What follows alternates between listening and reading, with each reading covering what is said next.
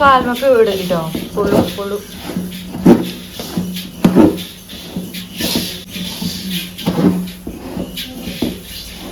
Hello hi അസ്സാം വലൈക്കും. എന്താ എല്ലാവരുടെയും വിശേഷങ്ങളൊക്കെ? സുഖമല്ലേ മക്കളെ? അൽഹംദുലില്ലാ ഞാനിവിടെ സുഖമായിട്ടിരിക്കണം കേട്ടോ.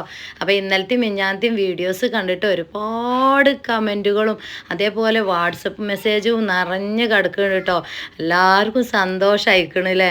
എല്ലാവരും പറയുന്നുണ്ട്, വാട്സപ്പ് ചെയ്തും കോൾ ചെയ്തൊക്കെ പറഞ്ഞു തരുന്നുണ്ട് ഓരോ കാര്യങ്ങൾ. ഒരുപാട് സന്തോഷം പറഞ്ഞു കണ്ടേ. ചിലവർ കഴിഞ്ഞ റമദാനിൽ മുതൽച്ച് കാണൽ തുടങ്ങിയാണ് കേട്ടോ. നമ്മൾ ആ ഒരു വീഡിയോ ഉണ്ടല്ലോ, അപ്പോൾ അത് മുതൽച്ച് കാണൽ തുടങ്ങിയാണ്, നമ്മളെ വീടിൻ്റെ പ്രശ്നത്തിൻ്റെ വീഡിയോസ് മുതൽച്ചിട്ടോ.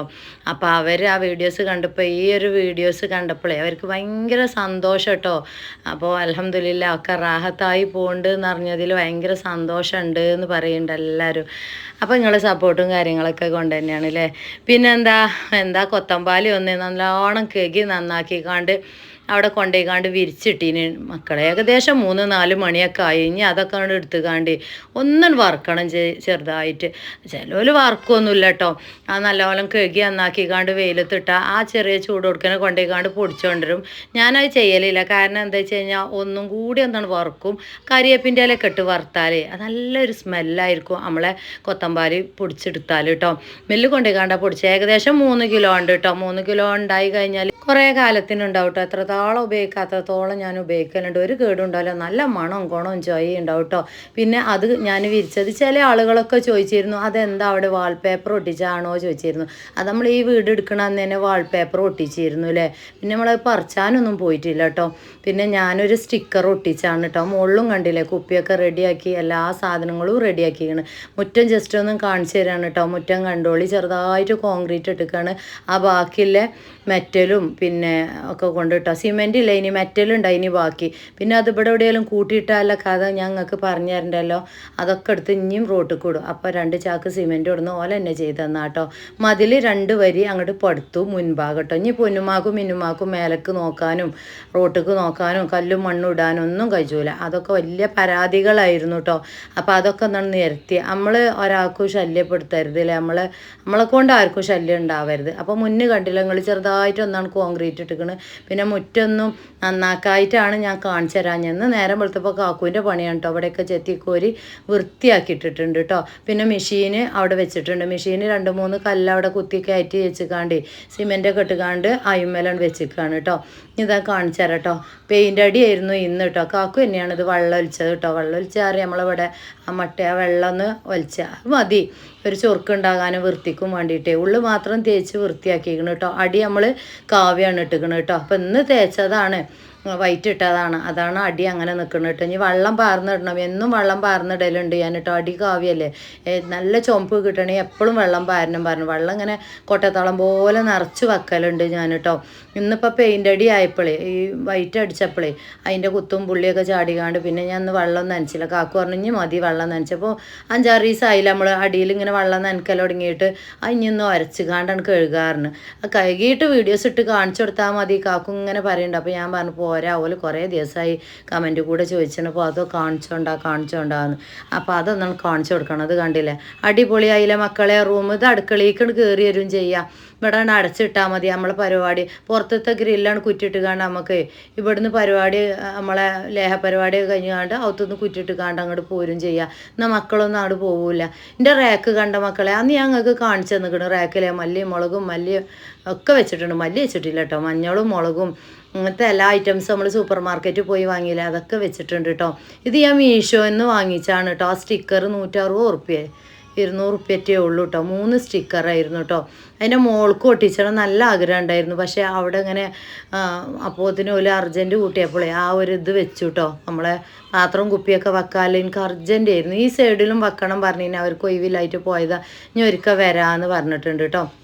ഞാൻ പൊടിയും അരിയൊക്കെ നമ്മളെ ബക്കറ്റിൽ ഇടട്ടെ. നമ്മൾ ഇന്നലെ ബക്കറ്റ് വാങ്ങിയില്ല, 2 ബക്കറ്റ് രാവിലെ തന്നെ ഷെയ്മോളോട് കഴുകി വൃത്തിയാക്കി തുടച്ചേക്കാൻ ഞാൻ പറഞ്ഞിരുന്നു. എപ്പോഴാണ് എനിക്ക് വീഡിയോ എടുക്കാൻ കഴിച്ചണം അപ്പം ഞാൻ അങ്ങോട്ട് എടുക്കും പറഞ്ഞു കണ്ടേ. അപ്പോൾ അതൊക്കെ ഒരു റെഡിയാക്കി വെച്ചിട്ടുണ്ട് കേട്ടോ. 2 പാത്രമാണ് ഞാൻ വാങ്ങിയിരുന്നത്. ഇതിൻ്റെ വിലയൊക്കെ ഇന്നലത്തെ വീഡിയോസിൽ ഞാൻ കാണിച്ചു തന്നിട്ടുണ്ട് കേട്ടോ. പൊടി ഞാൻ മില്ലിൽ നിന്ന് വാങ്ങിക്കാണ് കേട്ടോ. നിങ്ങൾക്ക് അറിയാം ഞാൻ അരി നല്ലോണം കഴുകി നന്നാക്കി വെയിലത്തിട്ട് ഉണക്കി പൊടിപ്പിച്ചാലാണ് എന്ന്. ഈ പ്രാവശ്യം അതിന് കഴിഞ്ഞില്ല. ഒന്നാമത് അവിടെയും അരിപ്പൊടിയും ഒക്കെ പാടെ നന്നാക്കലുകൊണ്ട് അങ്ങോട്ട് എത്തിയില്ല എനിക്ക് കേട്ടോ. അപ്പോൾ ഞാൻ 10 കിലോ പൊടി വാങ്ങിയിട്ടോ. അത് 10 കിലോ പൊടിയാണ്.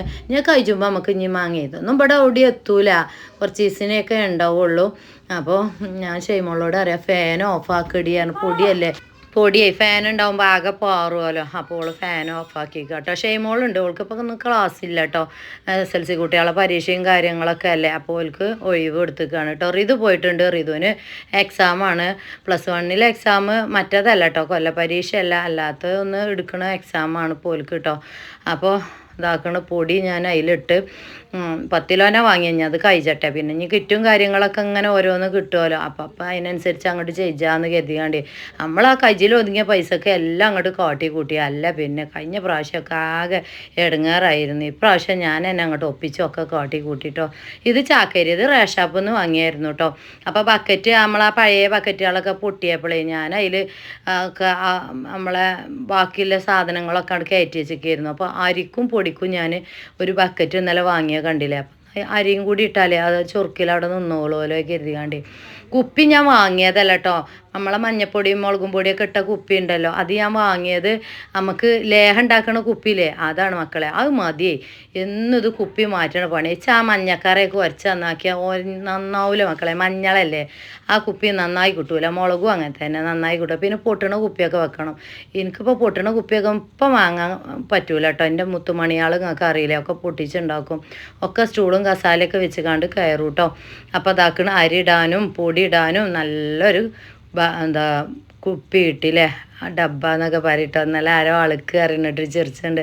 ഞങ്ങളിവിടെ അളുക്ക് എന്നൊക്കെ പറയട്ടോ, നമ്മളെ കുപ്പിക്ക് അളുക്ക് എവിടെ എന്നൊക്കെ ചോദിച്ചു.